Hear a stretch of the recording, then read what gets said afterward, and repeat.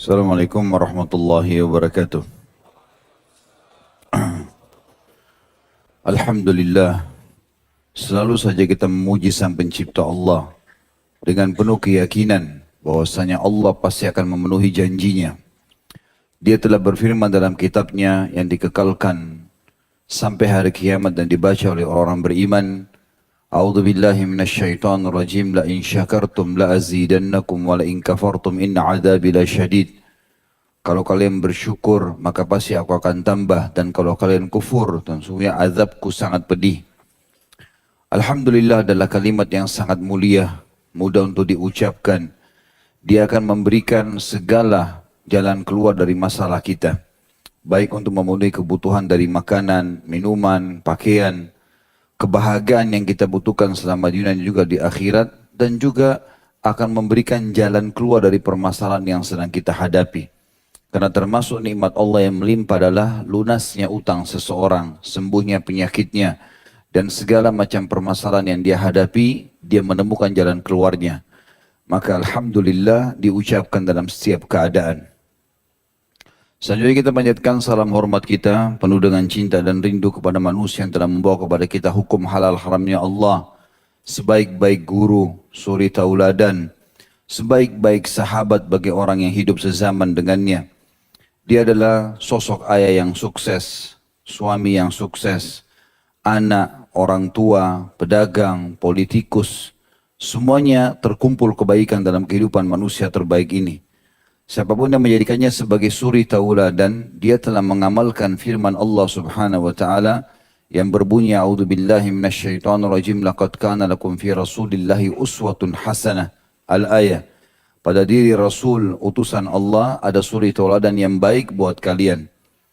Mengucapkan satu kali salam hormat kepadanya dibalas oleh Allah 10 kali tambahan rahmat yang selalu kita kejar. Karena ini karunia yang sangat luas. Pengampunan dosa, peninggian derajat dan pemenuhan segala kebutuhan. Maka sangat wajar setelah memuji Allah Alhamdulillah, kita selalu memanjatkan salawat dan taslim kepada Nabi besar Muhammad sallallahu alaihi wasallam. Seperti biasa ikhwan dan akhwat sekalian rahimani wa rahimakumullah, kita akan bahas tentang tokoh-tokoh umat Islam yang telah mendampingi manusia terbaik Nabi besar Muhammad sallallahu alaihi wasallam. Manusia-manusia yang telah Allah pilih menjadi pendamping baginda Nabi SAW, menjadi sahabatnya, partner bisnisnya, mertuahnya, ya, kemudian anak mantu, dan seterusnya. Orang-orang yang telah melihat langsung wajah Nabi SAW, berjabat tangan dengannya, berinteraksi dalam keseharian, bahkan banyak di antara mereka yang wahyu turun karena kasus-kasus pribadi mereka. Mereka adalah para sahabat Nabi, Ridwanullahi alaihim, orang-orang yang sangat mulia. Kita hanya dianjurkan di dalam agama dan Allah Subhanahu wa taala tekankan kepada kita bagian datang generasi setelah para sahabat yang belajar langsung dari Nabi SAW ini untuk mengikuti jejak mereka. Kita renungi sama-sama firman Allah Subhanahu wa taala surah At-Taubah surah nomor 9 ayat 100. Allah mengatakan, A'udzu billahi minasyaitonir rajim. والسابقون الأولون من المهاجرين والأنصار والذين اتبعوهم بإحسان رضي الله عنهم ورضوا عنه وأعد لهم جنات تجري تحتها الأنهار خالدين فيها أبدا ذلك الفوز العظيم. Perhatikan baik-baik, Allah mengatakan dan orang-orang yang terdahulu masuk Islam dari para muhajirin, sahabat yang dari Mekah pindah ke Madinah, dan tidak dimaknakan makna yang lain di sini. Wal ansar, dan orang-orang penduduk asli Madinah dari sahabat-sahabat Nabi. Dan orang-orang yang mengikuti jejak-jejak mereka dengan baik. Termasuk harapan kita membahas tentang biografi manusia-manusia terbaik dari sahabat ini untuk mengikuti jejak-jejak mereka. Mengetahui nama mereka, nama anaknya, keluarganya, jalur nasabnya, kemudian keutamaan-keutamaan dalam Islam dan pelajaran yang bisa kita ambil untuk menjalankan firman Allah SWT ini. Allah menjanjikan orang-orang yang pertama masuk Islam dari Muhajirin dan Ansar dan siapapun yang mengikuti mereka dengan baik, walladzina tabauhum bi ihsan.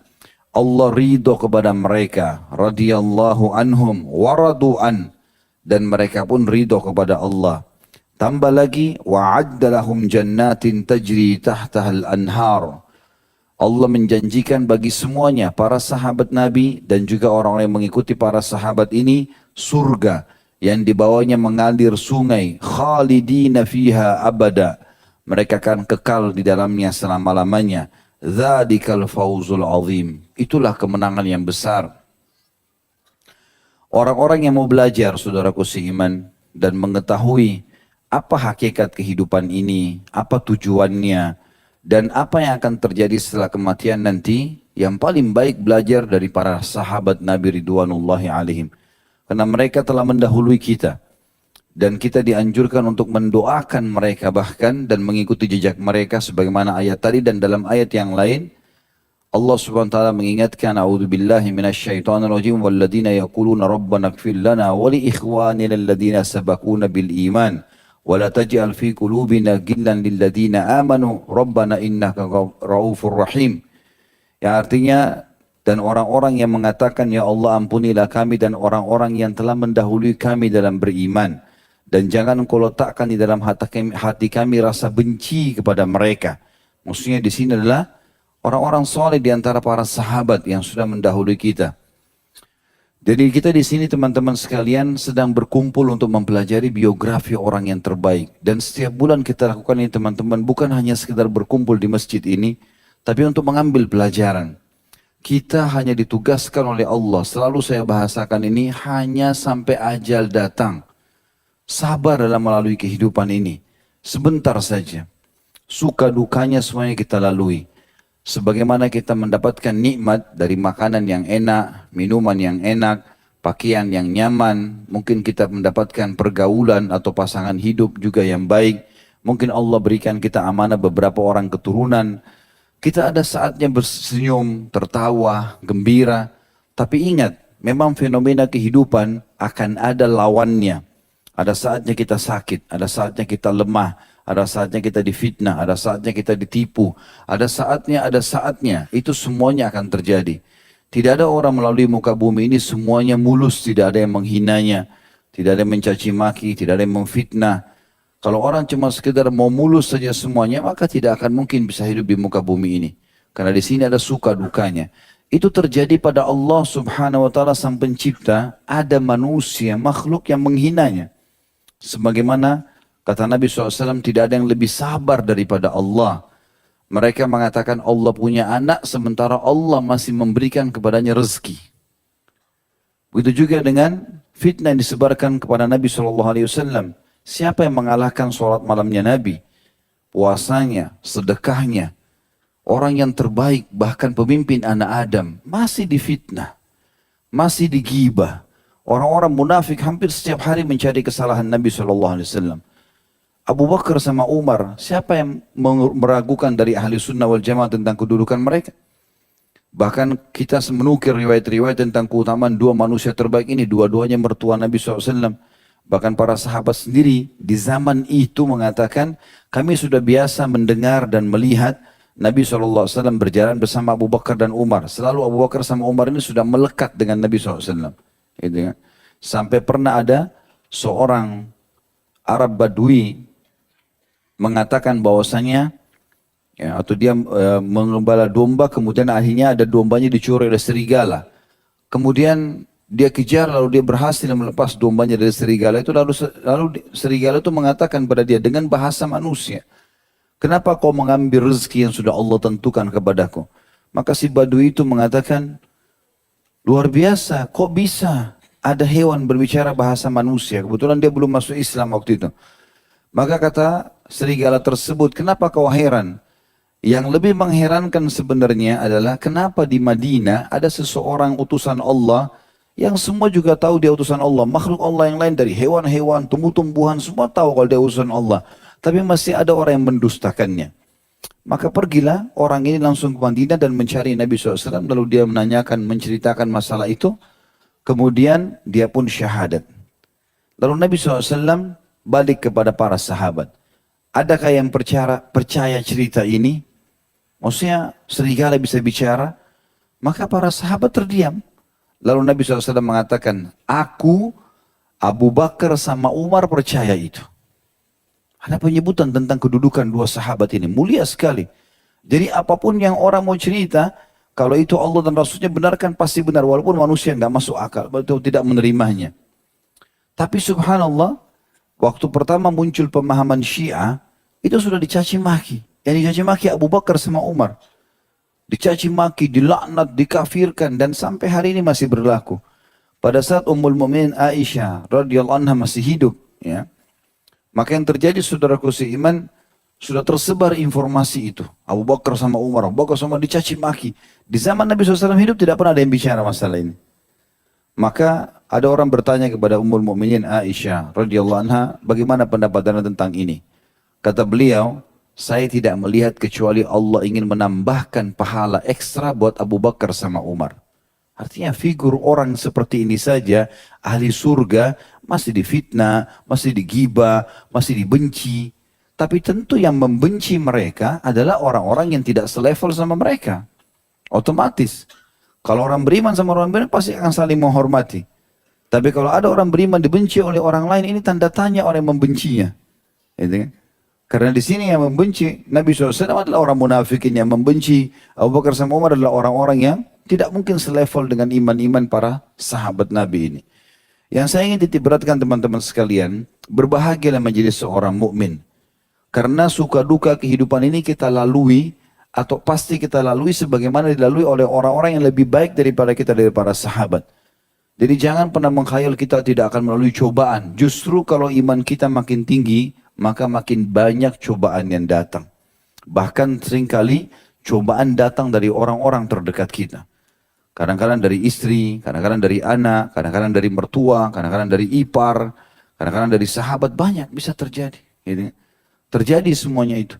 Nabi SAW dibenci dakwah beliau oleh Abu Lahab. Abu Lahab itu Abdul Iz, pamannya langsung, paman kandungnya. Gitu kan. Sampai Allah turunkan surah Lahab tentang masalah ini, atau surah Masad tentang masalah Abu Lahab ini. Dan ini cukup banyak fenomena-fenomena yang terjadi dalam kehidupan orang-orang yang telah mendahului kita. Apa yang saya jelaskan tadi teman-teman sekalian, itu adalah gambaran tentang bagaimana orang-orang yang lebih baik daripada kita melalui suka duka kehidupan. Suka duka kehidupan. Jadi jangan sampai ada seseorang di antara kita berpikir, begitu dia sudah ikut pengajian, begitu dia sudah mulai mempelajari sunnah, lalu tidak ada cobaannya. Enggak. Itu akan ada. Tapi contoh-contoh suri tauladan seperti mereka ini akan memberikan pelajaran yang baik buat kita. Sehingga kita mengikuti mereka dan kita tinggal istiqomah sampai meninggal saja. Sudah selesai. Kita akan mendapatkan apa yang Allah Subhanahu wa Ta'ala janjikan. Hari ini teman-teman sekalian kita akan membahas salah satu tokoh yang mulia, sahabat Nabi yang mulia, Sa'ad ibn Ubadah radhiyallahu anhu. Pemegang panji peperangan suku Ansar. Awal mula kisah manusia yang mulia ini adalah dakwah Nabi SAW. Kita kembali kepada kisah klasik Nabi SAW. Waktu masih fase Mekah, 10 tahun pertama di Mekah, sulit sekali untuk mendapatkan orang yang mau menganut agama Islam. Karena sampai 10 tahun itu yang masuk Islam cuma 153 orang saja. Sampai akhirnya di tahun 11 dari masa kenabian, maka mulailah Nabi SAW diberikan jalan keluar oleh Allah Subhanahu wa Ta'ala. Setelah terjadi masuk Islam dan jin muslimin, kemudian juga terjadi Isra dan Mi'raj, maka ada di musim haji sekelompok orang dari Ansar yang datang. Atau dari penduduk asli Madinah. Awalnya cuma 6 orang yang ditemui oleh Nabi SAW di tahun 11 Hijriah. Kemudian berbicara dengan Nabi SAW, rumahnya orang-orang Ansar ini sangat dekat dengan orang-orang Yahudi di Madinah. Dan suku Yahudi Ayyubah dan Murad di Madinah ini sudah sering berbicara dengan orang-orang Ansar, orang-orang asli Madinah yang belum masuk Islam. Mereka mengatakan nanti di kota ini di Madinah akan keluar Nabi terakhir, dan kami termasuk orang yang pertama beriman kepadanya. Dan kalau kami telah beriman, kalian tidak beriman, kami akan memerangi kalian dan menghabiskan kalian semua, membantai semuanya habis. Diibaratkan dengan dibantai seperti anak dan nyerang, dua peperangan dalam dua suku sampai habis-habisan. Maka yang terjadi, teman-teman sekalian, rupanya mereka dengan itu, pada saat mereka pergi haji, mereka masih dalam keadaan musyrik. Lalu mereka bertemu dengan Nabi SAW yang ditanya, kalian dari mana? Dari Madinah, mau kalian jalankan sebagai apa yang saya mau sampaikan? Mereka silakan. Kalau kemudian Nabi SAW sampaikan, baru saja Nabi sampaikan beberapa kalimat. Kalau saya berusaha Allah, berbuat syirik, mereka SAW sampaikan asal-asal agama. Sebenarnya saya kondisi ini. Kayaknya ini orang yang dikatakan oleh orang yang di Madinah. Dia ini yang Nabi. Karena belum pernah ada tinggal di Jazirah Arab atau mengaku Nabi. Sementara orang Yahudi memastikan akan keluar di Jazirah Arab dan akan hijrah Madinah. Maka lebih kita beriman kepadanya. Maka para ulama ini langsung mengucapkan syahadat. Nabi SAW bergembira dengan itu. Karena jarang sekali ada orang masuk Islam langsung nama orang betul-betul. Waktu itu susah sekali. Dari 10 tahun dakwah yang cuma 153 orang. Itu pun dengan susah payah. Ya, karena diblokir oleh orang-orang Quraisy. Akhirnya 6 orang ini mulai bergerak menyampaikan kepada kaumnya. Tahun selanjutnya datang 12 orang. Lalu semuanya 6 orang yang lalu, 6 orang yang sudah masuk Islam dan 6 orang ini orang baru. Kemudian masuk Islam lagi. 6 orang tersebut. Lalu kemudian mereka utus di tahun ketiga 70 orang datang. Dan di antara 70 orang di tahun ketiga ini adalah Sa'ad ibn Ubadah radhiyallahu anhum ajma'in. Dia datang bersama kelompok dari Madinah, kemudian dia masuk Islam. Di situ awal ya perjalanan hidup manusia ini. Dan dia adalah salah satu tokoh Quraisy atau tepatnya salah satu tokoh penduduk Madinah, dan dia tepatnya kepala suku Khazraj. Ya, salah satu dari suku Ansar, ada 2, ada Aus, ada Khazraj. Nah, di Khazraj ini kepala sukunya adalah Sa'ad ibn Ubadah radhiyallahu anhu, dan dia masuk Islam. Dan kita tahu bagaimana pengaruh besarnya kalau kepala suku masuk Islam, bisa sukunya semuanya masuk Islam. Maka syahadatlah dia di situ. Rupanya waktu itu Sa'ad ibn Ubadah ini jeli sekali. Dia waktu masuk Islam, dia di belakang dan dia dengar terus apa yang Nabi SAW sampaikan.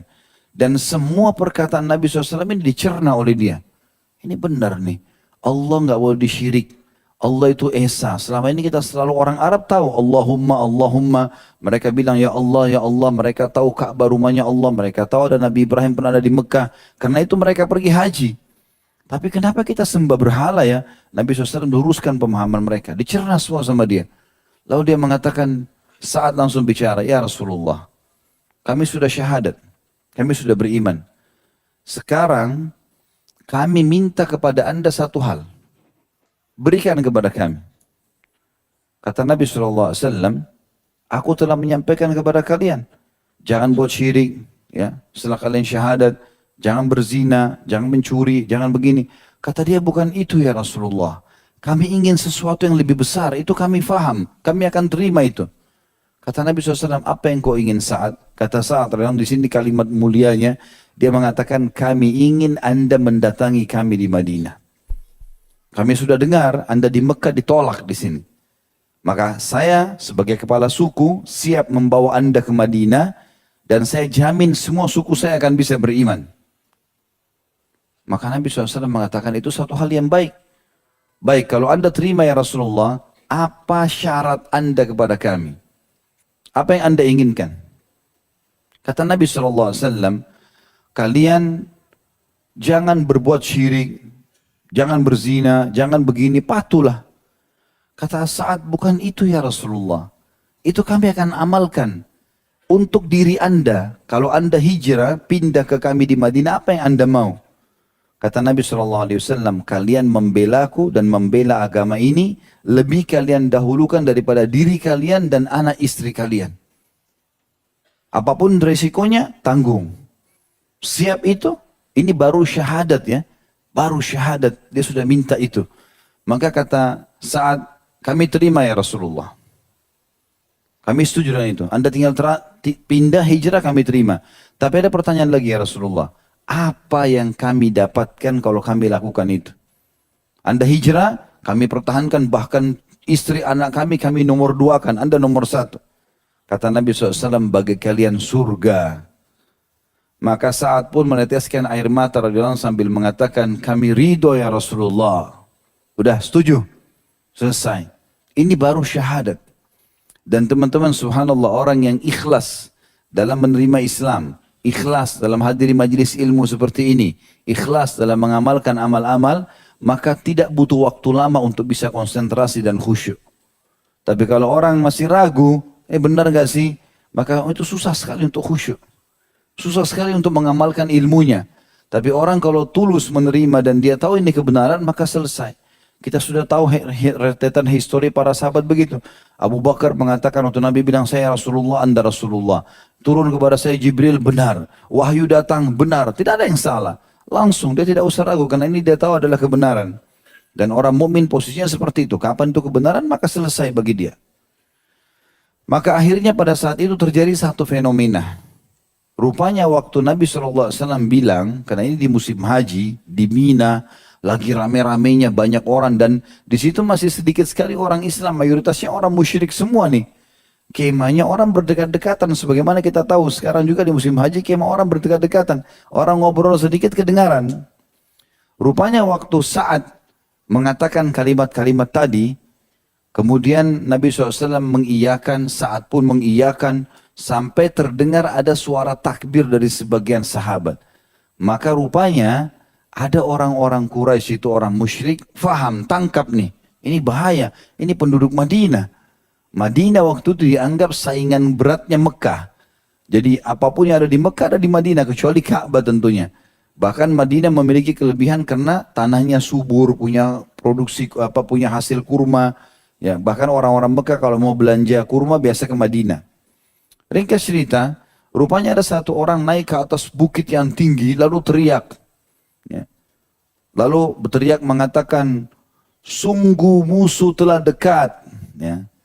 Wahai orang-orang Quraisy, sesungguhnya orang yang bodoh di antara kita. Mereka memberikan julukan Nabi SAW orang bodoh. Sesungguhnya orang yang bodoh di antara kita, itu mereka sudah tahu. Muzammam mereka bilang. Orang yang terhina, yang bodoh, maksudnya Nabi SAW, na'udzubillah. Bahasa mereka gitu. Telah berkumpul dengan orang-orang Madinah untuk memerangi kalian. Beliau adalah pemegang benderanya orang-orang Ansar. Dalam sebuah riwayat sahih, riwayat Bukhari, kata Aisyah radhiyallahu anha, bahwasanya Nabi SAW seringkali, ya, bukan seringkali, memang setiap kali ya, setiap kali mengutus pasukan, maka kebanyakan bendera muhajir diberikan kepada Ali bin Abi Thalib dan bendera Ansar diberikan kepada Sa'ad bin Ubadah. Padahal di dalam kelompok orang Ansar masih ada Sa'ad bin Rabi. Sudah pernah kita bahas dulu. Ada juga Sa'ad bin Mu'ad. Ya. Ini semua pimpinan-pimpinan Ansar. Tapi Nabi SAW memilih Sa'ad bin Ubadah. Dan ini tentu karena punya keterampilan perang, strategi perang. Orang yang diberikan bendera itu berarti orang yang ahli dalam peperangan. Baik dia bisa memegang, karena pegang bendera itu bisa tangan kanan, bisa tangan kiri, sebelahnya harus pegang senjata lain untuk melawan musuh.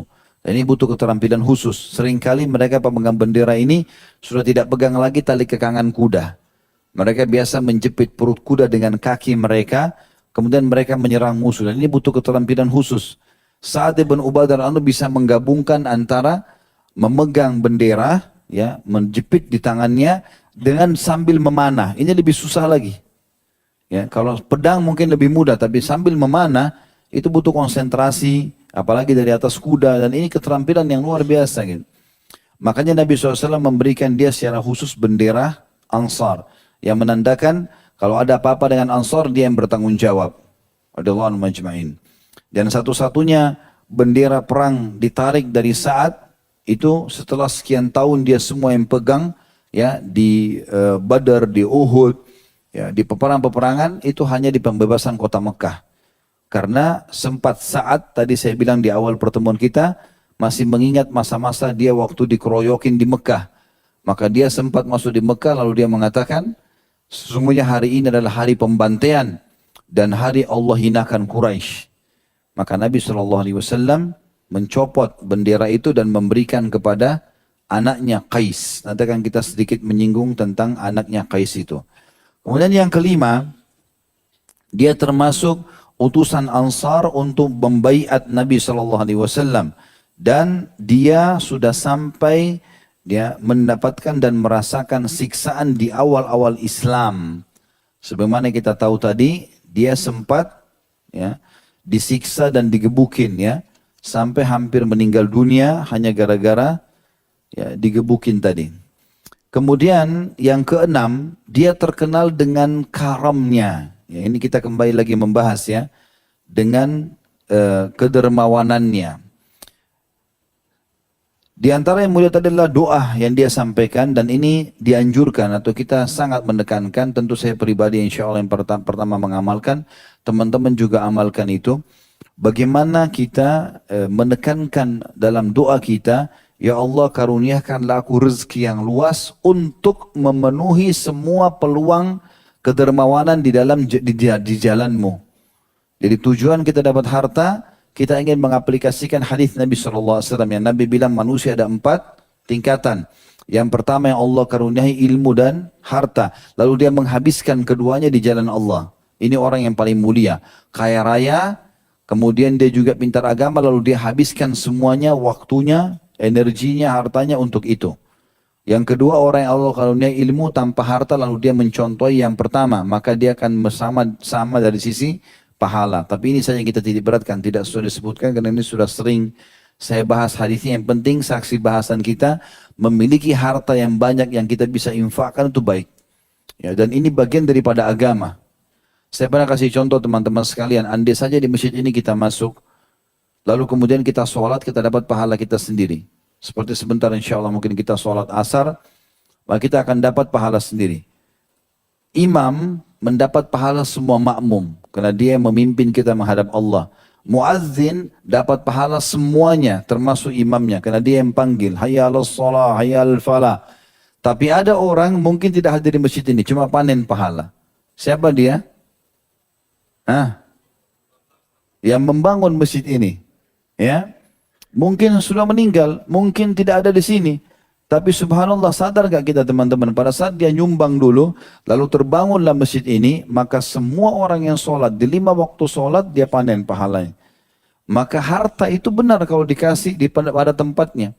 Makanya kata Nabi SAW, ni'ma malus salih biyadi abdis salih. Ya. Sesungguhnya sangat nikmat yang sangat besar, kalau harta yang baik berada di tangan orang saleh.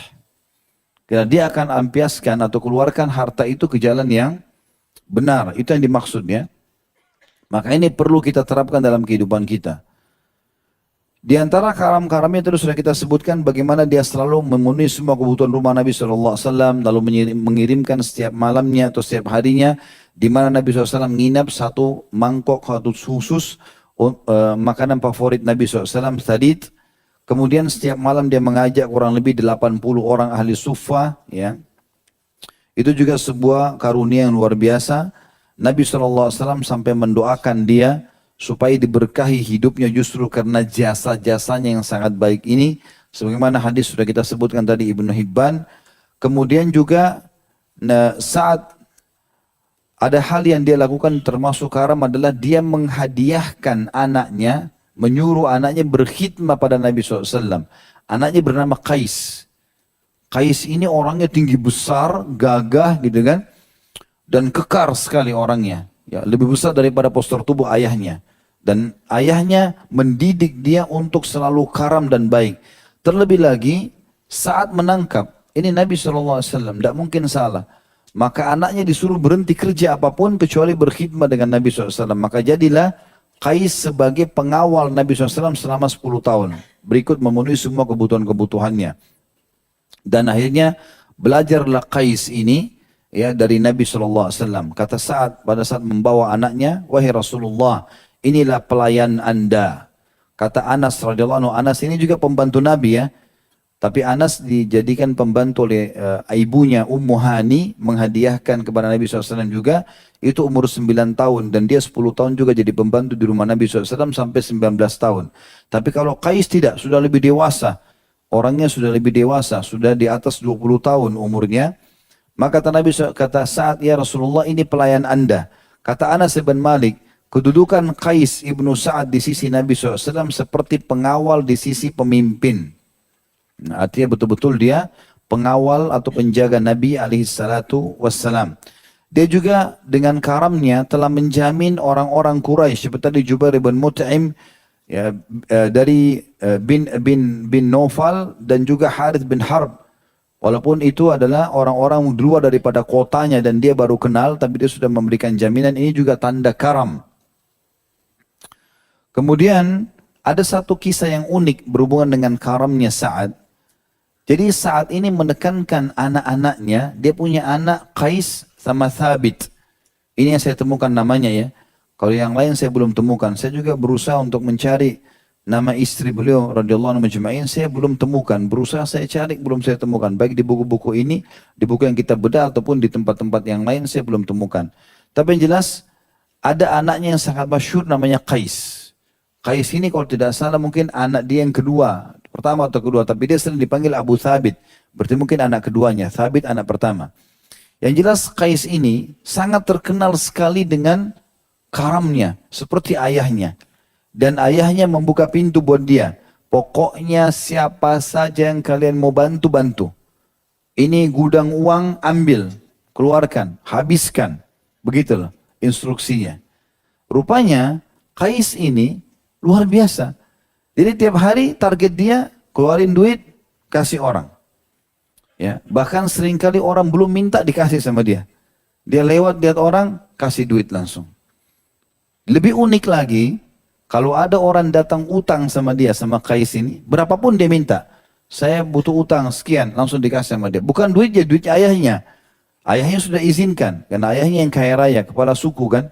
Diambil sama dia. Pada saat orang itu mau bayar, dia bilang kami tidak akan menerima apa yang sudah kami keluarkan.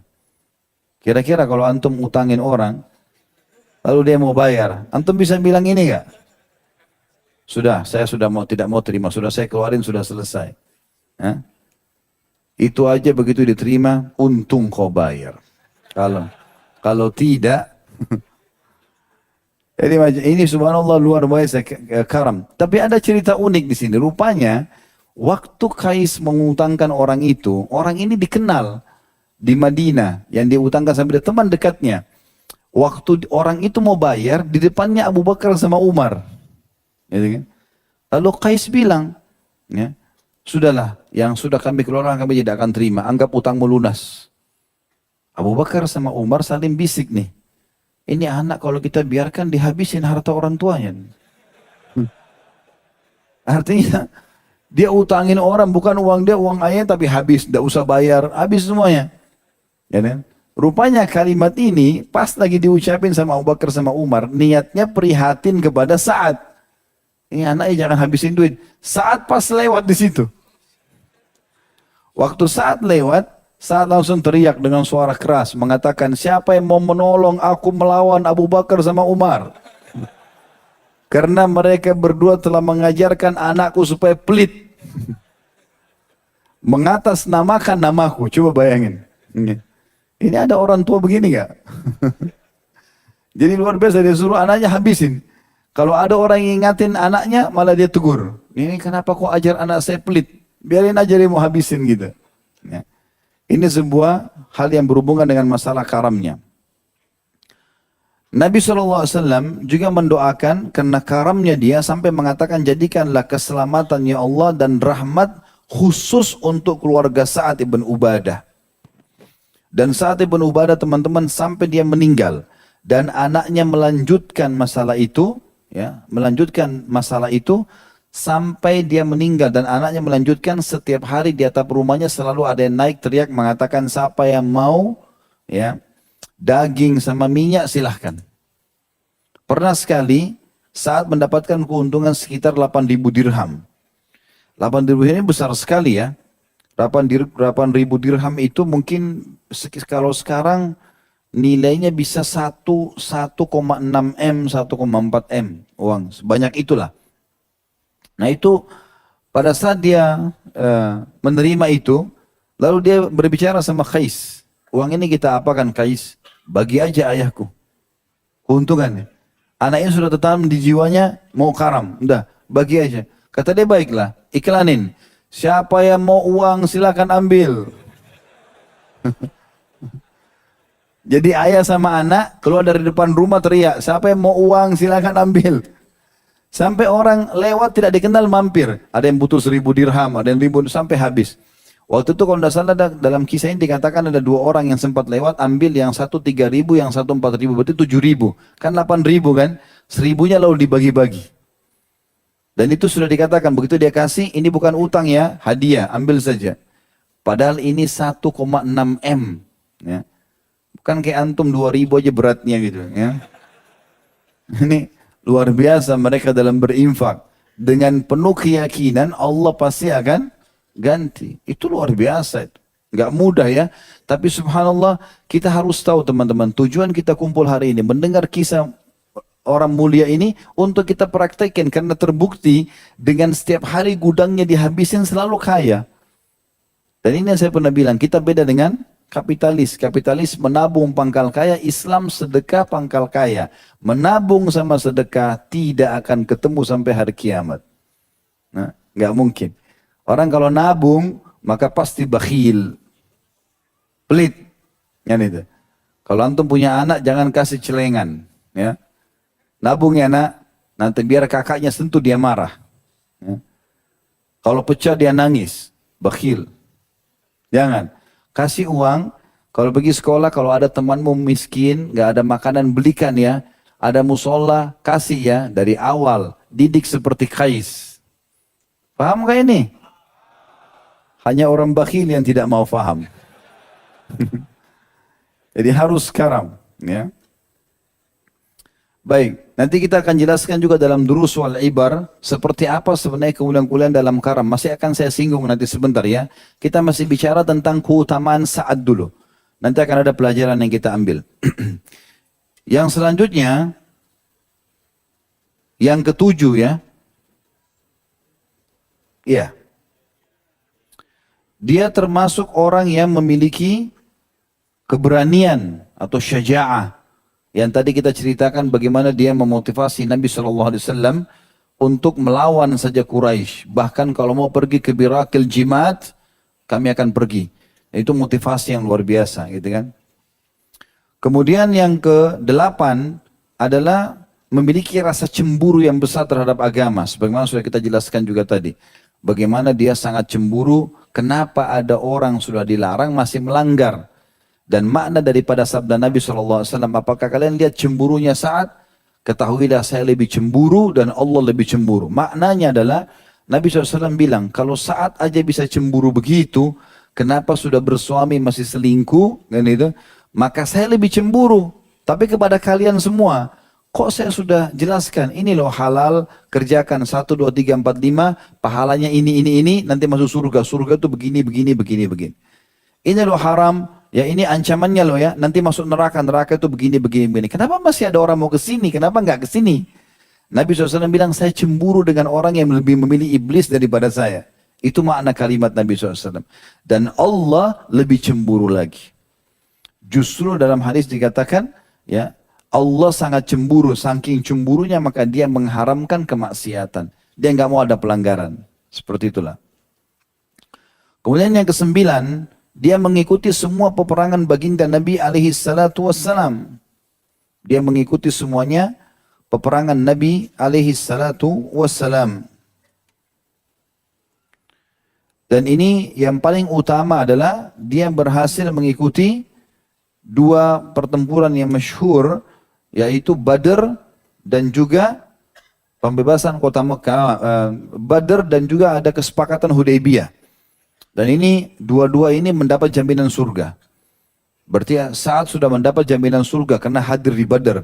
Karena Nabi SAW waktu melihat pasukan muslimin 313 orang itu di Badr akan berhadapan sama orang-orang Quraisy, Nabi SAW mengatakan, demi zat yang jiwa Muhammad dalam genggamannya, tidak ada seorang pun di antara kalian yang hadir di sini di Badr ini sekarang kecuali dia akan masuk surga.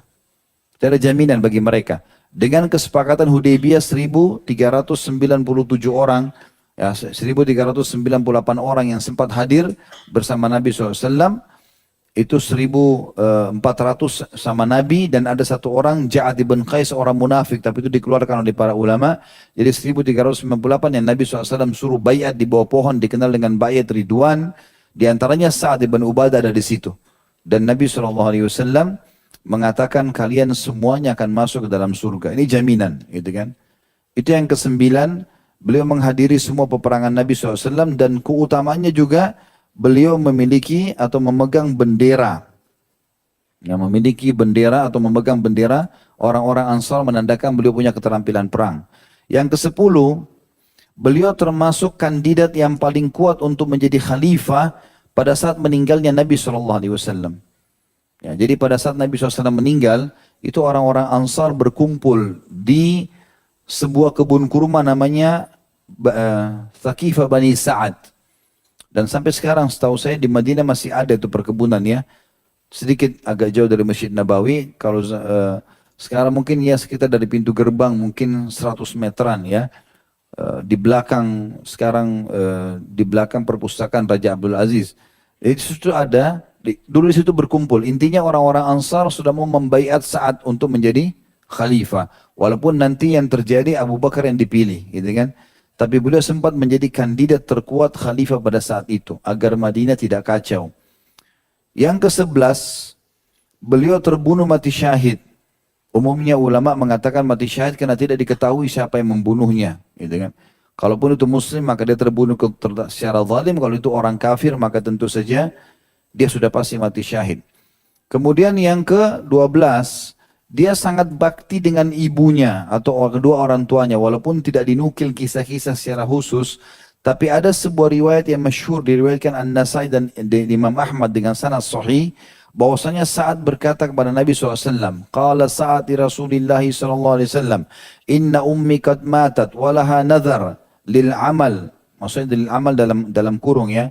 Sesungguhnya Sa'ad berkata kepada Nabi SAW, ya Rasulullah, ibuku telah wafat dan beliau punya nazar untuk melakukan kegiatan-kegiatan kebaikan. Kalau dia masih hidup, dia akan buat ketaatan.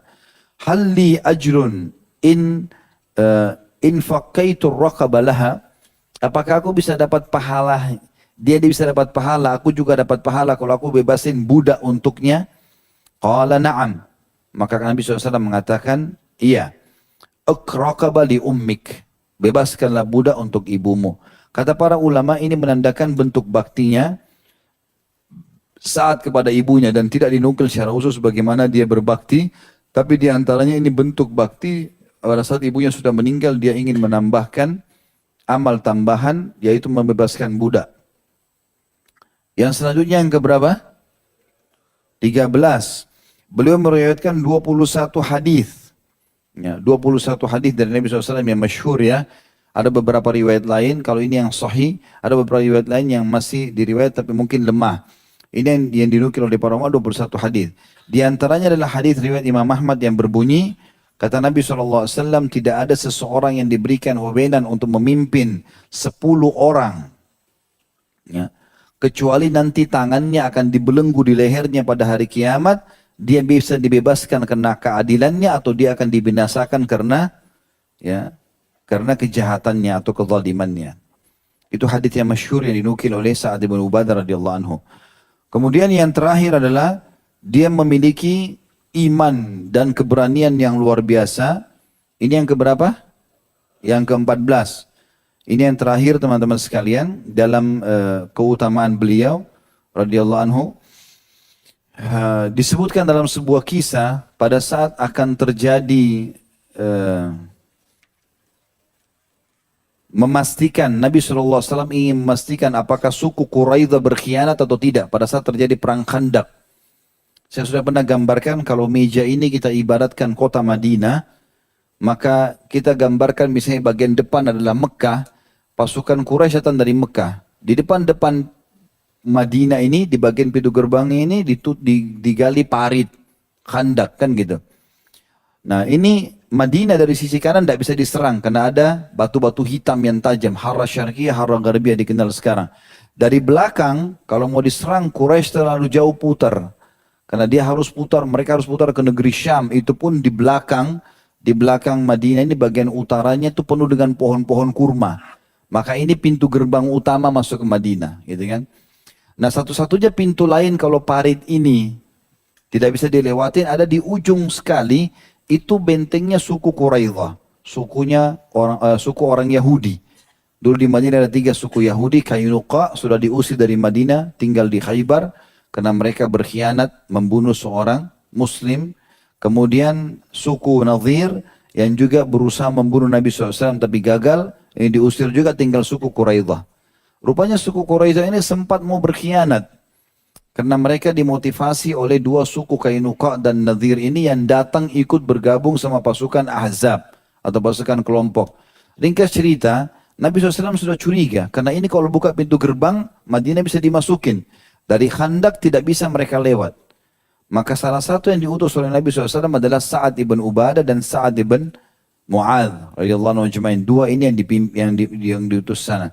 Begitu tiba di benteng sana, lalu kemudian Sa'ad ibn Ubadah teriak mengatakan, hai sekutu kami orang-orang Yahudi, karena memang sekutunya mereka, sekutu Khazraj gitu kan. Bukalah pintu gerbang kalian. Ya. Lalu kemudian tidak ada suara, tidak ada jawaban. Sa'ad ibn Mu'adh mengatakan, hai orang-orang Yahudi, bukalah, kami sekutu kalian. Mau bertanya nih. Mereka tidak mau buka. Akhirnya mereka memperlihatkan diri, mengangkat keluar beberapa orang Yahudi dari benteng dari atas lalu mengatakan, tidak ada lagi sekutu di antara kita karena mereka sudah mau berkhianat. Maka Sa'ad ibn Ubadah mengatakan, bukankah sudah begini dan begitu? Kalian sudah berjanji sama Nabi SAW, berjanji sama kami, sekutu kami dalam bisnis, menjaga kota Madinah, enggak ada. Maka Sa'ad pun waktu itu sudah mau menyerang sendirian, sudah marah, ya berusaha untuk mau menyerang mereka, tapi Sa'ad ibn Mu'adh mengatakan, tenanglah. Sesungguhnya hai Sa'ad, ya bicara sama Sa'ad ibn Ubadah, ada urusan sama mereka, nanti aja kita urus. Dan ternyata betul, saya sudah ceritakan di akhir kisah hidupnya Sa'ad ibn Mu'adh radhiyallahu anhu, beliau diamanahkan oleh Allah oleh Nabi SAW untuk mengambil keputusan suku Quraidah dan beliau akhirnya menghukumi semua laki-lakinya dibunuh. Ya, itu sudah saya ceritakan di kisah Sa'ad ibn Mu'adh. Tapi di sini ada kisah bagaimana Sa'ad ibn Ubadah tadinya mau menyerang sendirian di benteng Yahudi itu karena dia merasa dikhianati atau mereka mengkhianati kaum muslimin. Kita masuk sekarang teman-teman sebagai penutup adalah pelajaran yang bisa diambil. Tadi itu keutamaannya Sa'ad radhiyallahu anhum. Pelajaran yang pertama adalah kedudukan orang-orang Ansar dalam Islam. Ya. Dan bagaimana mencintai mereka bagian daripada agama kita. Kalau masih ingat sering saya sebutkan hadis ini ya, riwayat Bukhari. Yang kata Nabi SAW, ayatul imani hubbul ansar wa ayatul nifaki bughdul ansar. Tanda-tanda keimanan seseorang mencintai orang-orang Ansar dan tanda-tanda kemunafikan membenci orang Ansar. Ya, karena mereka dianggap penolong Nabi SAW, makanya diberikan nama Ansar atau penolong. Kemudian juga Anas bin Malik berkata radhiyallahu anhu sebagai orang Ansar, beliau mengatakan, Allahu sammanal ansar, hadis Bukhari. Allah lah yang telah memberikan kami dengan julukan Ansar. Juga Nabi SAW mengatakan, Laula al-hijratu lakuntum ra'am min ansar. Kalau bukan karena hijrah, maka aku tentu termasuk bagian daripada orang-orang Ansar. Dan Ansar ini punya keutamaan luar biasa teman-teman. Kalau kita telusuri tentang keimanan mereka luar biasa gitu loh. Tadi masalah sedekah, menyambut orang-orang muhajirin. Dan ada kejadian besar pada saat terjadi pembagian harta rampasan perang Hunain. Ya, jadi pada saat Nabi SAW berhasil menembus Mekah, kemudian membentuk pasukan lagi menyerang suku Hawazim, banyak sekali harta rampasan perang waktu itu, banyak sekali. Maka Nabi SAW bagi-bagi. Yang banyak Nabi kasih para mu'allaf, terutama penduduk Mekah. kasih, 100.000, 100.000, 100.000. Banyak sekali dikasih, dirham, dinar, kasih domba, kasih kambing, kasih unta. Maka semua yang Nabi kasih ini adalah orang-orang selain Ansar. Rupanya orang-orang Ansar ini punya beban jiwa ini. Kok kenapa Nabi SAW ini membiarkan kita tidak dapat apa-apa ya? Orang lain semua pada dikasih gitu loh. Maka saat Ibnu Ubadah datang kepada Nabi SAW lalu mengatakan, ya Rasulullah, sepertinya kaum Ansar punya beban dalam jiwa. Kata Nabi SAW, kenapa? Kata dia, karena anda membagi-bagikan untuk semua orang kecuali Ansar. Kata Nabi SAW, bagaimana dengan kau hai Sa'ad? Dia bilang, saya bagian dari kaum saya. Saya juga tidak tahu punya jawaban ya Rasulullah. Maka kata Nabi SAW, baik, kumpulkan kaummu. Dan jangan ada yang ikut kecuali Ansar saja. Maka saat pun pulang lalu mengumpulkan semua kaumnya, orang-orang Ansar. Dikumpulin semuanya, rame-rame duduk. Lalu Nabi SAW mulai berkhutbah, panjang sekali. Saya ringkaskan saja. Kata Nabi SAW, wahai Ansar, telah sampai kepada saya berita, kalau kalian merasa terganggu dengan pembagian saya kepada orang-orang. Kalau saya mau berkata, saya telah datang kepada kalian di Madinah, sementara kalian sesat dan Allah berikan petunjuk. Kalian bertempur, berperang, karena dulu Aus dan Khazraj berperang, orang-orang Yahudi buat berperang. Lalu kalian jadi damai. Tadinya kalian miskin, artinya pendapatan pas-pasan, tapi dengan datangnya Islam, maka kalian jadi kaya. Karena membuka beberapa wilayah lalu mendapatkan harta rampasan perang, gitu kan. Lalu orang-orang Ansar diam semua. Kata Nabi SAW, kalian juga bisa jawab saya, hai Ansar. Kalian bisa bilang juga, hai Muhammad, kau datang kepada kami diusir dari negerimu, Mekah. Kau datang dalam kondisi tidak punya apa-apa, kami berikan kepadamu. Ya, kamu datang dalam kondisi tidak ada pendukung, kami mendukungmu, dan seterusnya. Maka orang-orang Ansar makin diam, gitu kan. Lalu kata Nabi SAW, wahai Ansar, apakah kalian merasa terganggu atau cemburu melihat orang-orang membawa harta-harta pulang yang sifatnya duniawi, sementara kalian tidak berpikir bahwasanya kalian pulang bersama Rasulullah SAW? Artinya Nabi sendiri, saya saja tidak dapat apa-apa. Saya bagi-bagiin orang untuk Islam, untuk membuat hati mereka tenang dengan Islam. Apakah kalian merasa terganggu orang-orang bawa pulang harta sementara kalian bawa pulang Rasulullah SAW? Maka dengan kalimat ini teman-teman, seluruh Ansar yang hadir waktu itu, jumlahnya banyak sekali, ribuan orang, mereka semua memegang imamah mereka lalu menutup muka mereka sambil menangis terisak-isak. Termasuk saat Ibnu Ubadah sangat terisak-isak menangis gitu kan. Lalu mereka mengatakan, kami telah menerima keputusan Allah dan Rasulnya, kami telah menerima keputusan Allah dan Rasulnya. Sampai Nabi SAW mengatakan, ya Allah, rahmatilah Ansar, keturunan Ansar, dan keturunan-keturunan Ansar. Kata para ulama, makna keturunan Ansar dalam bahasa Arab artinya seluruh keturunannya sampai menjelang hari kiamat. Allah SWT berikan karunia. Ya. Ini satu karunia yang sangat besar yang Allah SWT berikan kepada mereka. Dan ini menandakan kedudukan orang-orang Ansar itu sendiri. Dan saat bagian daripada itu. Yang kedua teman-teman sekalian, yang kita bisa ambil pelajaran adalah keutamaan atau kedudukan seorang pemimpin dalam Islam. Ya. Dan ini tentu kita dianjurkan untuk tidak mengejar jabatan. Tetapi kalau di satu sisi kita diminta untuk bisa menjadi pemimpin, gitu kan, sehingga akhirnya lebih banyak maslahat yang kita bisa berikan kepada agama, ini tidak ada larang. Pernah beberapa orang ikhwah datang kepada saya, Ustaz, saya dicalonkan menjadi camat, saya dicalonkan menjadi lurah, saya dicalonkan menjadi bupati, ada yang gubernur, segala macam. Saya dicalonkan Ustaz, bukan saya yang cari. Bagaimana? Saya bilang silahkan. Gitu kan? Kenapa antum tidak ambil? Kalau memang antum dicalonkan, bukan sengaja mencalonkan, gitu kan? Bukan sengaja, tapi antum dicalonkan itu berbeda. Hukum syariahnya sudah jelas. Apalagi antum tahu antum ahli di bidang itu. Dan akhirnya antum bisa sebarkan masalah, tidak ada masalah. Abu Bakar radhiyallahu anhu pada saat beliau melihat Nabi SAW meninggal dunia, dan orang-orang Ansar sudah mulai mau memilih Sa'ad bin Ubadah, maka beliau segera datang kepada Umar ke majlis tersebut. Lalu kemudian menawarkan kepada orang-orang Ansar, ini Umar, pilih, ini orang paling pantas. Awal-awal masuk Islam di Mekah, orangnya kuat, berprinsip, orangnya begini dan begitu, dijamin surga oleh Nabi SAW. Maka Umar langsung membalik memegang tangan Abu Bakar mengatakan, siapa dari kalian yang lebih berhak atau merasa lebih berhak daripada Abu Bakar? Maka di sini pada saat Abu Bakar dipilih, dibayat oleh Umar, dibayat oleh orang-orang Ansar, maka beliau pun menerima masalah itu, kan gitu. Karena masalahnya akan besar. Ya. Kedudukan itu bisa kalau ditawarkan, kalau tidak tentu jangan. Karena Nabi SAW mengatakan dalam hadis, idealnya kata Nabi SAW, Inna wallahi la nuwalli ala hadal amr ahadan sa'alau aw harasa alaih. Hadis sahih riwayat Al-Hakim. Yang artinya kami demi Allah tidak akan memilih pemimpin yang sengaja mengejar-ngejar jabatan tersebut. Gitu kan? Artinya kalau dia tidak mengejar, memang ada masalah besar, maka itu berbeda. Ini punya kedudukan sendiri. Dan pemimpin tentu wajib untuk dipatuhi. Allah subhanahu wa ta'ala menjelaskan dalam Al-Quran, dalam surah An-Nisa, surah nomor 4 ayat 59, ayat yang masyhur.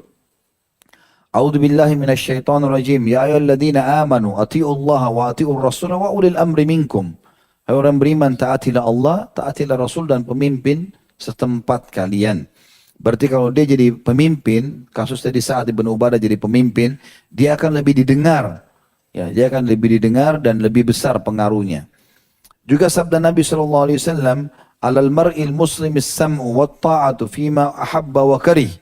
Setiap muslim wajib untuk dengar dan patuh pada pemimpinnya pada hal-hal yang dia sukai dan dia tidak sukai.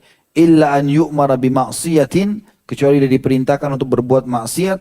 Fa idza umira bima'siyatin fala sam'a wa la ta'a. Kalau dia disuruh berbuat kemaksiatan, maka tidak ada ketaatan dan tidak ada pendengaran atau dipatuhi. Juga pemimpin-pemimpin ini akan bisa mendapatkan pahala yang besar. Satu kali instruksi keluar, dia akan dapat pahala seluruh ya, kaumnya atau masyarakatnya. Maka itu punya kedudukan memang.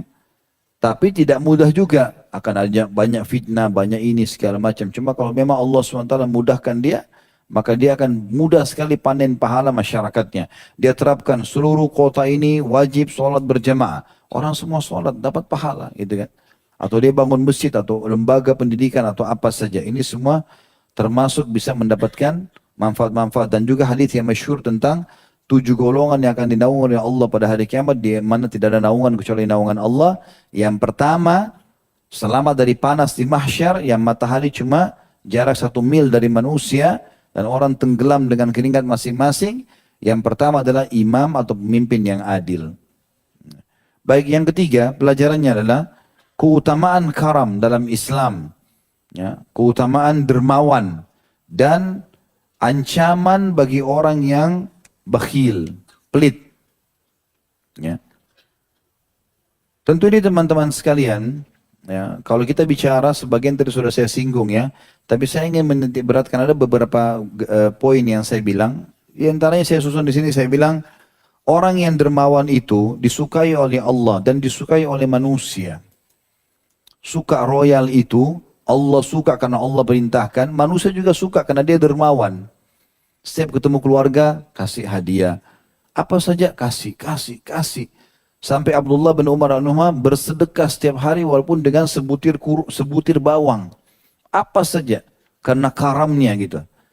Itu manfaatnya. Orang yang karim disukai Allah, disukai manusia. Orang yang karim juga, orang yang mulia dan dermawan ini, targetnya selalu akhirat. Tidak ada target dunia. Maka setiap kali dia membantu orang, targetnya bagaimana dia dapat pahala. Jadi tidak ada lagi dalam pandangan orang yang karim, orang yang dermawan itu, kalau dia berteman, saya dapat manfaat apa dari orang ini. Ada orang subhanallah pikiran kapitalisnya sangat kental. Maka setiap kali dia berteman, dia berpikir, ini manfaat apa saya berteman sama orang ini. Artinya, bantu apa saja, ini dapat apa nih, dapat duit nggak? Nggak ada pikirannya keikhlasan. Maka orang karim tidak pernah berharap itu. Targetnya selalu akhirat. Juga masuk dalam masalah ini, orang yang karim itu, dia seorang mukmin yang dipastikan meyakini semua janji Allah. Karena tidak mungkin dia mau royal kecuali dia sudah faham akan ada balasan dari Allah subhanahu wa ta'ala. Dan sudah cukup apa yang dicontohkan oleh Sa'ad radhiyallahu anhu, apa yang dicontohkan oleh Abdurrahman bin Auf, Talha bin Ubaidillah, Abu Bakar, Uthman radhiyallahu anhu majma'in, bagaimana mereka makin royal, maka makin besar yang datang dari Allah subhanahu wa ta'ala. Ini butuh praktek saja. Ya. Kemudian juga orang yang karim selalu ridho dengan sedikit. Dan dia selalu gembira kalau orang lain mendapatkan jalan keluar. Ini masih di poin ini ya, keutamaan karam ya, keutamaan kemuliaan ini ya. Kemudian juga, ya jadi kalau siapa yang bantu orang lain lalu orang itu gembira, senyum, sembuh penyakitnya, utangnya luas, selalu dia gembira, nah itu ciri karim. Ciri orang yang memang dermawan. Karena dia malah gembira dengan gembiranya orang. Kemudian orang yang karim, itu akan selalu diberikan rezeki dan ditambahkan, ya. Dan Allah Subhanahu wa taala akan selamatkan dia dari mati yang buruk. Ya, sebagaimana sabda Nabi sallallahu alaihi wasallam, sedekah itu bisa meredam murkahnya Allah. Kalau kita punya kesalahan-kesalahan, ada dosa, khawatir Allah hukum, maka selain istighfar dan tobat, royal, sedekah. Sedekah ini bisa meredam murkanya Allah dan menjauhkan dari mati yang buruk. Menjauhkan dari mati yang buruk. Allahu a'lam. Mungkin maksudnya adalah selamat dari husnul al-su'ul khatimah. Dan orang yang karim teman-teman sekalian, itu akan selalu mendapatkan taufik dari Allah dalam setiap kegiatannya. Subhanallah, semua urusannya mudah. Hanya di masalah karam. Ini keluarin duitnya. Termasuk bakhil, celengan masjid lewat tidak taruh. Termasuk bakhil, lihat orang miskin masih bisa negosiasi. Kayaknya masih kuat nih. Kayaknya anak pinjaman. Ini sahibnya syaitan. Ya. Temannya syaitan ini. Dia negosiasi, syaitan tawarkan, dia terima. Nggak ada itu. Nggak ada negosiasi sama syaitan. Abdullah bin Umar disebutkan dalam sebuah kisah, pernah menerima infak dari orang, dikasih cuma-cuma 4.000 dirham. Dalam satu, itu 4.000 dirham teman-teman, nilai rupiahnya sekarang 680 juta. Dia terima uang sebanyak itu, belum dari pagi, belum tiba sore hari sudah habis. Semuanya sedekah. Dikasih orang yang sibuk sedekahin. Dan dia pernah dikasih baju yang sangat mewah dan mahal, lalu dipakai sama dia. Begitu dia pakai, pergi ke masjid, pulang sudah nggak ada. Ditanya oleh istrinya, di mana? Tadi ada orang miskin di jalan, minta saya kasih. Selesai. Sama sekali nggak ada lagi sifat perhitungan di jalan Allah, royal di jalan Allah. Ini faham nggak ini bahasa saya nih? Benar. Ya Allah, saksikan. Sudah saya sampaikan. Tanggung jawab sendiri ya. Kemudian juga dikatakan tentang ada seseorang bernama Muhammad Ali bin Muhammad bin Farrad. Kebetulan orang ini terkenal sebagai orang saleh di Mesir dulu. Ini kisah-kisah lumayan klasik pertengahan abad-abad Hijriyah. Dikatakan ada seorang gubernur Mesir dulu. Ini entah kenapa selalu merasa benci sama orang ini. Selalu merasa benci. Dan setiap memuncak bencinya, dia selalu mau suruh tangkap tapi nggak pernah ada peluang, kesempatan. Dan setiap kali dia mau kirim orang untuk tangkap selalu gagal. Dan uniknya dia selalu mimpi. Mimpinya adalah dia mimpi si Ali bin Muhammad bin Furat ini menangkis pedang-pedang pengawalnya dengan sepotong roti. Jadi dengan roti ditangkis terlempar semua pengawal-pengawalnya. Terus begitu terjadi dan ini bertahun-tahun. Dia selalu kalau mau aplikasikan nggak jadi. Besoknya dia mau aplikasikan lupa. Dia bentuk lagi orang untuk tangkap terus tiba-tiba gagal lagi. Ada saja begitu. Malamnya mimpi lagi. Orang ini nangkis lagi pedang-pedang pengawalnya dengan itu. Sampai satu waktu dia ketemu di sebuah acara. Ini dinukil kisahnya oleh Ibnu Katsir dalam kitab Bidayah wan Nihayah. Kisah tentang orang-orang dulu. Maka dia bilang ketemu lalu gubernur langsung bilang, "Hai Ali bin Muhammad, kau sudah lama saya mau tangkap sebenarnya. Dan tidak tahu kenapa saya sangat benci dengan kamu. Dan saya juga tidak tahu kenapa saya benci. Tapi setiap kali saya melakukan selalu gagal. Dan saya mimpi selalu melihat kau tangkis pedang-pedang pengawal saya dengan roti. Apa ceritanya roti ini?" Maka kata Ali, "Wahai Amir, wahai gubernur, sebenarnya saya dari kecil selalu dilatih oleh kedua orang tua saya. Setiap kali makan malam, saya sisipkan sepotong roti yang saya taruh di bawah bantal saya. Dengan tujuan besok pagi kalau saya keluar saya akan kasih orang miskin. Dan tiap hari saya sedekah dengan sepotong roti." Maka kata gubernurnya, "Justru sedekah kamu itulah yang telah menahan serangan-serangan ini." Jadi ternyata sedekah teman-teman bukan cuma datangkan rezeki, menepis bahaya-bahaya yang akan menimpa kita. Faham gak ini? Alhamdulillah. Selanjutnya adalah juga dalam hadis Bukhari disebutkan ada kisah yang lain ya. Ini sudah masyhur hadisnya. Bahwasanya Nabi SAW mengatakan dulu orang sebelum kalian ada seseorang yang atau dua orang yang memiliki kebun yang bersebelahan. Ya. Kemudian yang A sama B ya kita anggap ini bersebelahan. Yang si B ini melihat ada awan lewat di atas kebunnya. Kemudian dari awan itu terdengar suara. Dalam hadis ini disebutkan suara malaikat. Ya. Yang berkata, turunkanlah hujan di kebunnya fulan, temannya dia di sebelah, si A. Turunkanlah hujan di kebun si fulan, gitu kan? Nah pada saat dia dengar itu, dia ikutin, dia pindah keluar dari kebunnya dia, pindah ke kebun temannya. Ternyata betul awan itu berhenti cuma di atas kebun temannya, lalu hujan lebat. Sementara semua yang lain di negeri itu, di kota itu tidak ada yang turun hujan, lagi musim kemarau. Maka dia tanya temannya, apa yang kau lakukan dengan kebunmu ini? Dia bilang, saya membagi hasil kebun ini menjadi 3 bagian. Hasilnya saja. Mirip kita kalau terima gaji, keuntungan dagang, saya bagi 3. Sepertiganya saya kembalikan kepada modal, tambahkan ke modal. Sepertiganya saya berikan kebutuhan keluarga saya, sepertiganya saya sedekahkan. Ya. Jadi kalau misalnya orang terima uang 900.000, 300.000 untuk sedekah. Gitu kan. Bagi teman-teman yang belum pernah mencoba resep ini, coba teman-teman. Royal di jalan Allah SWT. Ingat hadis Bukhari, hadis Sahih, hadis Qudsi. Ya. Ini saya sudah pakai bahasa Indonesia. Ya. Pahami baik-baik. Kata Nabi SAW, Allah berfirman, Ya bena Adam, anfik alaik. Wahai anak Adam, berinfak di jalanku, aku akan berinfak kepadamu. Ini Allah yang bilang, pencipta langit dan bumi. Gak usah ragu. Allah bilang infak, pencipta kita, maka pasti sudah aman. Dan Allah katakan dalam ayat yang lain, dalam sebuah ayat, wa ma anfaqtum min syai'in fahuwa yukhlifu. Yang kalian infakkan pasti dia akan ganti. Juga Aisyah radhiyallahu anha dalam kisah yang lain, dinukil dalam kisah yang sahih, beliau pernah mendapatkan uang 8.000 dirham dari Muawiyah radhiyallahu anhu pada saat Muawiyah jadi khalifah. Dan kemudian itu kurang lebih nilainya 1,3 miliar uang rupiah ya. Lalu Aisyah berkata kepada pembantunya, bagi-bagikan uang ini segera, jangan nginap di rumahku. Lalu Aisyah sama pembantunya sibuk membungkus-bungkus makanan, membungkus uang tersebut sampai habis. Karena asyiknya membagi sampai habis. Pada saat selesai dibagi, malam hari atau siang hari pada saat mau makan, Aisyah tanya, ada makanan nggak? Dia bilang tidak ada. Yang ada cuma tinggal roti sama minyak. Roti pun itu sudah agak kering. Kata Aisyah, berikanlah kepada saya. Kenapa kau tidak bilang tadi supaya saya sisipkan uang untuk beli daging?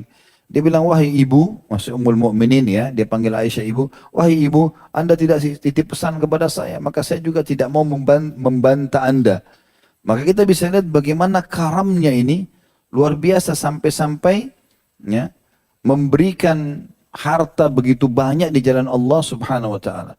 Dan saya lihat subhanallah, ini pengalaman-pengalaman saja. Saya lihat kalau di antara jemaah umrah, jemaah haji, ada yang sibuk mau pulang, beliin hadiah atau keluarganya ini, keluarganya itu, royal betul.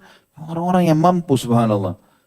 Kalau orang yang masuk di toko 2 real, ya, padahal uangnya banyak, ratusan juta, inilah hadiah cukuplah untuk kasih ini.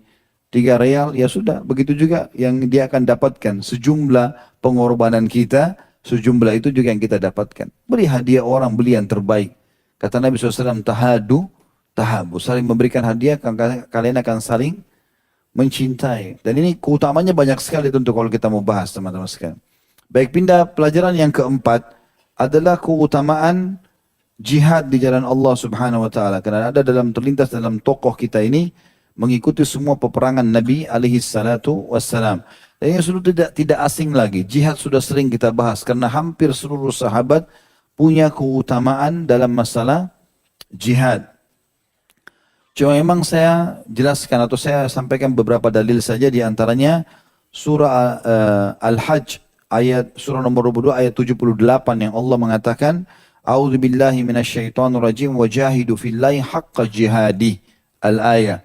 Dan berjihadlah kalian di jalan Allah dengan benar-benar jihad. Artinya kalau dikumandangkan jihad dengan syarat dan rukun yang benar, maka ya, kita lakukan dengan serius, mengejar surga di situ. Kemudian juga dalam surah Al-Anfal, surah nomor 8, surah nomor 8 betul ayat 72. A'udzu billahi minasyaitonir rajim. Innal ladzina amanu wa hajaru wa jahadu bi amwalihim wa anfusihim fi sabilillah wal ladzina aw wa nasaru ulaika ba'dum awliya'u ba'd. Al-ayah. Orang-orang yang beriman, hijrah dan berjihad dengan harta dan jiwa mereka di jalan Allah, mereka saling tolong menolong, maka mereka itu adalah penolong sebagian yang lainnya. Juga sabda Nabi SAW dalam hadis Sahih riwayat Ahmad, An-Nasai dan Hakim. Kata Nabi SAW, Jahidul musyrikina bi amwalikum wa anfusikum wa alsinatikum.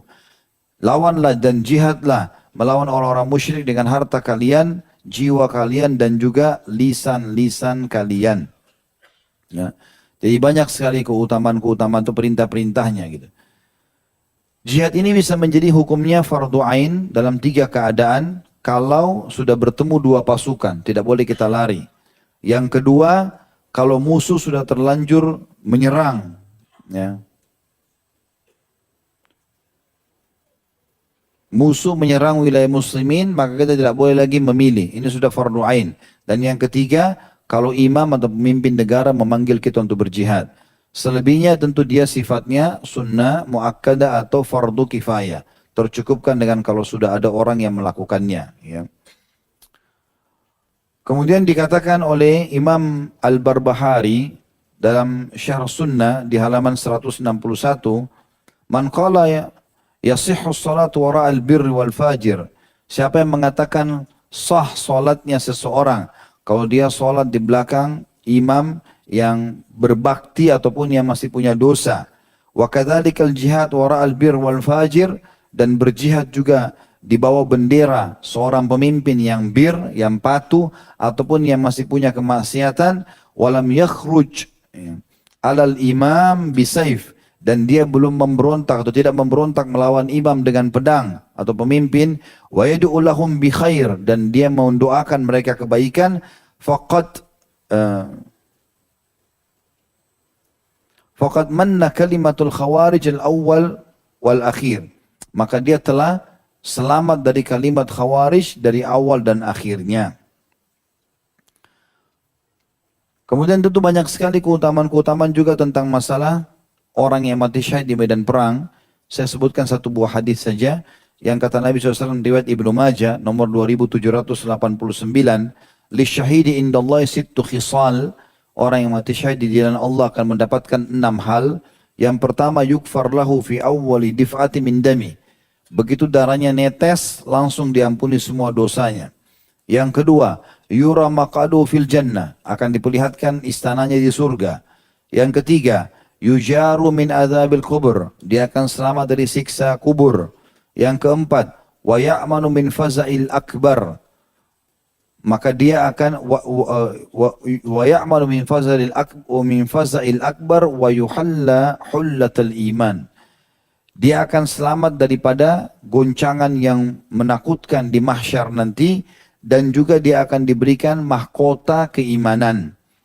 Yang kelima, wa yuzawwiju minal hurin 'ain, dia akan dinikahkan dengan para bidadari. Dan yang keenam, wa yushfa'u fi 70 insanan min aqaribih, dia akan memberikan syafaat untuk 70 keluarganya. Dan ini sudah banyak tentu saya sebutkan teman-teman sekalian pada pertemuan-pertemuan yang sebelumnya keutamaan jihad. Ya, dan memang karena dalam kisah saat ini tidak terlalu menonjol, cuma disebutkan dia hadir semua peperangan, maka insya Allah kita juga dengan itu. Kemudian yang selanjutnya yang kelima, keutamaan bakti dengan orang tua. Ya, terutama baik pada saat mereka hidup ataupun mereka sudah meninggal. Jadi mungkin banyak orang pada saat orang tuanya meninggal dianggap sudah tidak ada lagi cara untuk berbakti. Di sini riwayat Sa'ad sangat jelas. Bagaimana beliau mengatakan kepada Nabi SAW, ya Rasulullah, ibu saya sudah meninggal. Dan dia tadinya niat mau mengerjakan banyak amal kebaikan. Tapi tidak sempat. Sekarang kalau saya bebaskan budak, apakah bisa dapat pahala buat saya dan dia? Kata Nabi SAW, iya, dan bebasin budak. Maka berarti bebasin budak, mendoakan, haji dan umroh, yang ada perintah-perintahnya, ini akan mendapatkan pahala buat, atau bisa memberikan pahala buat si mayit. Ini bentuk bakti. Kata Nabi SAW juga, Ya, pada saat seorang sahabat mengatakan, ya Rasulullah, masih adakah bakti saya sebagai anak kepada orang tua pada saat orang tua saya sudah meninggal? Kata Nabi SAW, iya, engkau melanjut hubungan dengan teman-teman dekat ayahmu. Begitu juga dengan orang tua yang kafir, tetap kita wajib berbakti. Ya, kita tetap berbakti dengan cara menjenguknya kalau sakit, memenuhi kebutuhannya. Yang penting jangan sampai mendukung pelanggaran-pelanggaran agama. Dalam sebuah riwayat Bukhari dalam kitab Adabul Mufrad beliau sebutkan bahwasanya Asma binti Abi Bakar radhiyallahu anhuma, anaknya Abu Bakar, kebetulan ibunya Asma masih dalam keadaan kafir, cerai dengan Abu Bakar, ya. Kemudian pada saat itu Asma bilang, waktu Asma sudah hijrah ke Madinah, lalu mengatakan, ya Rasulullah, sesungguhnya ibuku masih dalam keadaan kafir dan datang ingin menjengukku karena rindu. Apakah boleh aku berbakti? Kata Nabi SAW, iya, bakti padanya. Berarti dalam kondisi orang tua kafir pun tetap kita berbakti. Yang keenam, tentu ini juga sudah pernah kita sebutkan ya, keutamaan bakti sama orang tua ada bab sendiri. Ya. Kemudian yang keenam, keutamaan cemburu untuk agama Allah. Jadi kalau ada orang melanggar, maka kita cemburu. Kenapa dia melanggar? Kita ingatkan. Dikatakan dalam sebuah riwayat Bukhari, Aisyah berkata, Nabi SAW tidak pernah marah kalau berhubungan dengan haknya, tapi wajah beliau memerah, ya berubah kalau haknya Allah yang dilanggar. Maka cemburu terhadap hukum Allah SWT ini penting. Ya. Seperti tadi saat cemburu pada saat orang membiarkan istrinya selingkuh tanpa dihukum. Kemudian yang ketujuh, keutamaan syaja'ah. Syaja'ah itu kayak keberanian. Ya. Bagaimana dia dengan keberanian luar biasa memotivasi Nabi SAW pada saat mau perang Badar. Ya Rasulullah, kalau anda suruh kami terjun di lautan, kami terjun. Kalau kami disuruh ke Birakil Jimat, kami akan pergi. Ini semua menandakan keberanian seseorang. Kalau tidak berani, tentu dia tidak akan bicara. Dan betul-betul dibuktikan beliau ikut partisipasi dalam peperangan tersebut. Dan memang lawannya syaja'ah, lawannya keberanian itu adalah pengecut. Dan ini sifat pengecut tidak ada dalam Islam. Tidak boleh ada. Ya, makanya Nabi SAW berdoa agar dijauhkan dari sifat malas dan pengecut. Wa'udzubika minal jubni, minal kasali wal jubun. Ya Allah, jauhkan aku dari sifat malas dan pengecut. Ini tidak boleh sama sekali ada di diri seorang muslim. Selama itu benar, ya dia bela. Gitu kan? Kebenaran. Dan sampai penekanan yang sangat luar biasa agar semua muslim harus pemberani. Itu kalau bertemu dua pasukan, haram hukumnya meninggalkan kancah peperangan. Ya, termasuk dosa besar. Kata Nabi SAW, 7 induk dosa besar membinasakan. Setelah syirik, sihir, durhaka sama orang tua, zina, riba. Kemudian Nabi SAW sebutkan, lari dari kancah peperangan. Gak boleh sama sekali. Gak boleh ada pengecut. Kalau masih ada teman-teman punya sifat ini harus dilawan. Minta sama Allah SWT diberikan keberanian. Dan salah satu yang diminta oleh seorang tabi'in yang bernama Muhammad rahimahullah. Dia minta, ya Allah, hilangkan rasa takut dalam hatiku kecuali ya kepadamu saja. Sehingga kata dia, tidak ada lagi yang saya takuti dari hewan-hewan, dari manusia, dari apa saja, kecuali Allah subhanahu wa ta'ala. Yang kedelapan, keutamaan mencintai Nabi SAW. Ya, keutamaan mencintai Nabi alaihi salatu wassalam. Jadi baik beliau hidup ataupun beliau sudah meninggal. Dari para sahabat berhasil mencintai Nabi SAW dan berkorban buat mereka semasa hidupnya. Bagaimana dengan kita? Maka kita bisa dengan cara menghidupkan sunnah-sunnahnya alaihissalatu wassalam, ya, membela sunnahnya, menyampaikan ajarannya. Ini semua masuk dalam bab ini, ya. Masuk dalam bab mencintai Nabi alaihissalatu wassalam, karena kita berusaha untuk ya menerapkan yang terbaik dari apa yang diajarkan oleh Nabi SAW. Kita cemburu kalau Nabi SAW dicoreng kehormatannya, namanya. Ini semua termasuk punya keutamaan tersendiri. Kemudian yang terakhir, yang kesembilan adalah dianjurkannya untuk menghormati para penerus Nabi atau para ulama atau ikramul ulama dan juga orang-orang ahli takwa, orang yang bertakwa kepada Allah. Kita memberikan makanan, minuman. Kata Nabi SAW, la ya'kulu ta'amaka illa taqi wa la yashrabu syarabaka illa taqi. Jangan ada yang makan, jangan memakan makanan kecuali orang yang bertakwa dan jangan minum minuman kecuali orang yang bertakwa. Maksudnya dahulukan orang yang pergi ke masjid, sholat, ibadah, itu yang kita sibuk berikan kepada mereka. Makanan minuman, walaupun boleh orang lain. Tapi saat di sini jeli. Dia melihat Nabi SAW. Maka makanan dimasukkan dalam tubuh Nabi SAW mulia sekali. Nabi SAW pada saat ibadah segala macam akan didapatkan pahalanya oleh Sa'ad. Ya. Maka ini masuk semuanya. Termasuk memberikan makanan, minuman, melunasi utang, membantu kesusahan mereka, dan apapun yang berhubungan dengan masalah itu.